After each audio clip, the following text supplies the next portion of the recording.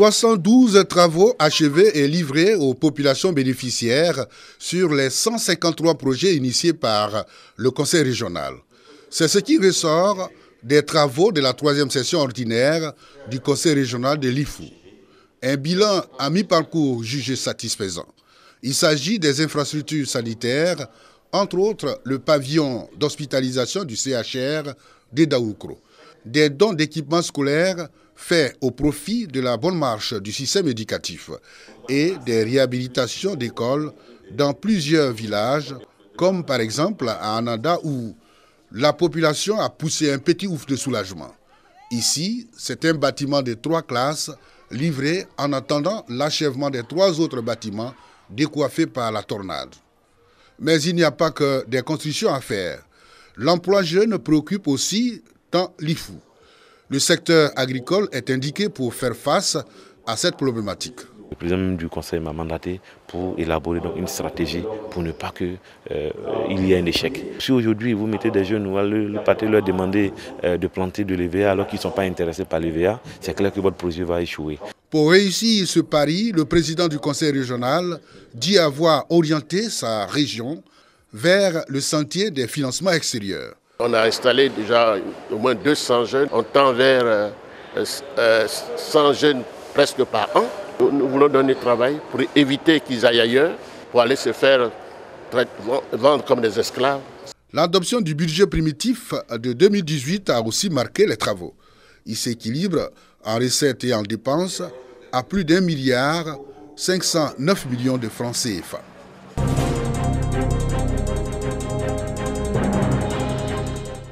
Catherine vit à Totodrou, chef-lieu de sous-préfecture dans le département de Kubli. Pour les besoins quotidiens de son ménage, elle a recours à l'eau du puits, comme la plupart des villageois.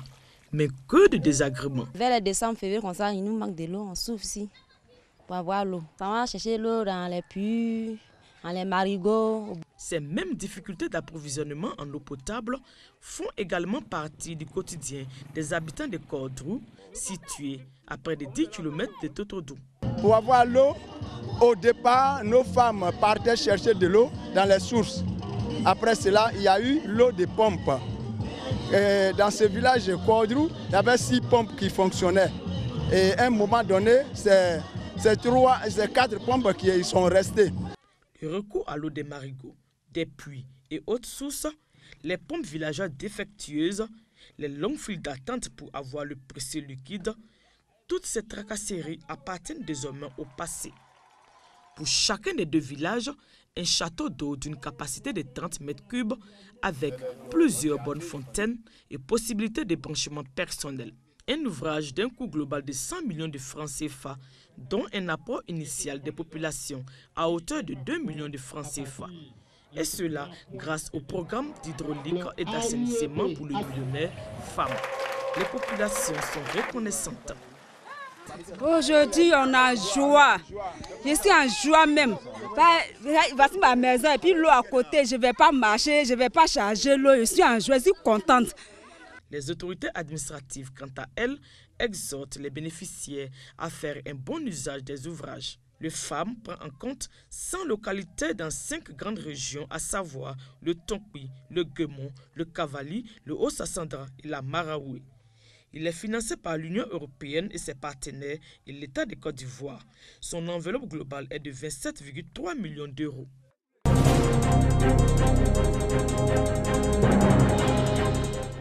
La 30e journée mondiale de lutte contre le VIH-Sida célébrée à San Pedro autour d'une thématique, la prévention pour tous. Considérée en Côte d'Ivoire comme l'une des villes les plus touchées par cette pandémie, la prévalence reste toujours une préoccupation pour les acteurs locaux intervenant dans la lutte.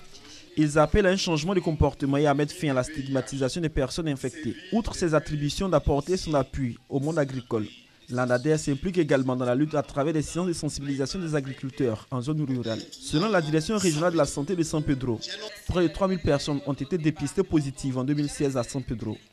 D'ici à 2020, il s'agira d'atteindre les objectifs 90-90-90. Faire en sorte que 90% des personnes vivant avec le VIH-Sida connaissent leur statut sérologique. 90% des personnes dépistées infectées reçoivent un traitement antirétroviral et 90% des personnes recevant un traitement et une charge virale totalement supprimée.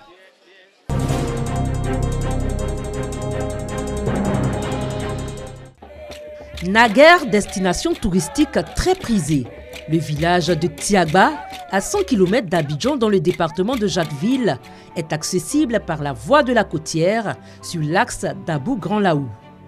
On emprunte ensuite une piste qui traverse d'immenses plantations de palmiers à huile et d'EVA. Une voie difficilement praticable par temps de pluie. Non, on a une mauvaise route. On a des difficultés. Vraiment, on ne sait pas ce qu'il faut faire parce qu'on a besoin des soutiens. Et quand il pleut, surtout cette partie-là, il faut assez de moyens pour réduire la solution de l'état de la route. On transporte à Tchéké, de Tiagba à Abidjan. Il passe 2 fois par semaine. Moi, je veux que la route là, on revoie encore. La route, vraiment, c'est un calvaire pour nos véhicules, surtout les petits véhicules qui ne peuvent pas du tout passer. Après environ 30 km de parcours, la découverte de la lagune est brillée. En face de cette étendue d'eau se dresse le village de Tiagba. C'est une île. Pour y accéder, il faut traverser en pirogue. La plupart des liaisons sur cette île s'effectuent en pirogue par voie lagunaire. Le village s'étend sur 52 hectares de terre et a une architecture atypique. Tiagba est construit sur pilotis, ce qui en fait une curiosité touristique. Malheureusement, les cases sur pilotis sont en train de disparaître peu à peu au profit de constructions modernes qui dénaturent l'identité architecturale de ce village lacustre. Dans notre plan de développement, on a prévu à faire beaucoup de maisons sur pilotis. On veut qu'on nous aide tout ça. Parce que Tiagba, ce qui fait la particularité de Tiagba, sont les maisons sur pilotis. Nous appelons les opérateurs économiques, opérateurs financiers. Il y a de l'espace pour réaliser le réceptif hôtelier. Nous gardons quelques maisons pour servir de témoins, pour servir de témoignages, pour servir d'histoire à nos enfants et à nos petits-enfants. Et nous sommes là, nous avons découvert vraiment ce beau site avec ces maisons sur pilotis. Les cases sur pilotis sont tout un symbole pour le peuple haïti de Tiagba qui entend travailler à sa restauration en vue de la relance des activités touristiques. Nous appelons les touristes à venir voir parce que ce qui fait qu'ils viennent là existe encore, c'est-à-dire qu'il y a des cases sur pilotis que nous allons remettre encore sur pied. Je parle à la population de Tiagba que chaque famille nous réalise une case sur pilotis telle que nous l'avons conçue avant. Ces cases sur pilotis vont servir de motel.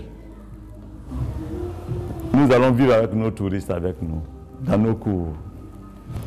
Tiagba a besoin que tous ceux qui l'aiment et qui veulent sa réussite viennent à Tiagba. Venez dans un premier temps, vous allez dormir avec nous, dans nos cases. Et prochainement, vous aurez vous-même vos cases qui seront réalisées. L'île de Tiagba est habitée par plus de 10 000 âmes avec une diversité de communautés ethniques qui vivent en cohésion parfaite avec les autochtones. Ce village regorge d'une variété de ressources halieutiques avec un couvert forestier très dense.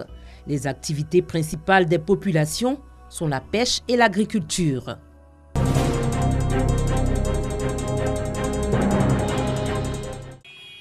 La population de Diawala, localité du département de Ouangouloudougou, aurait bien voulu fêter ce moment en fanfare.